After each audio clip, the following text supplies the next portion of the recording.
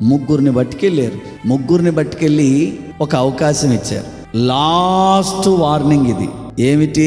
మీరు గీన ఈ ప్రతిమకు నమస్కారం చేస్తే, ఫైనల్ ప్రతిమకు నమస్కారం చేస్తే మిమ్మల్ని వదిలేస్తా, లేకపోతే అగ్నిగుండంలో పడేస్తా. వాళ్ళు అన్నారు, మా దేవుడు కాపాడినా కాపాడకపోయినా, రక్షించినా రక్షించకపోయినా మాకు సత్యం తెలుసు, ఆయనకు తప్ప దేనికి మేము తల వంచము, దేనిని మొక్కము.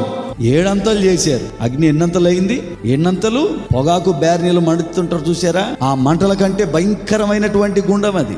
7 అంతలు చేస్తే వీళ్ళని అందులో వేయడానికి సిద్ధం చేస్తుంటే మాట ఇచ్చాడు కదా, ఏమని?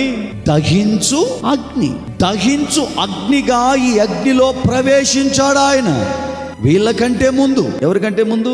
షడ్రక్ మెషక్ అబేద్నెగోల కంటే ముందు దేవుడే దహించు అగ్నిగా ఆ గుండములో ప్రవేశించేసరికి వీళ్ళను దహించాల్సిన అగ్ని కూడా చల్లగైపోయింది.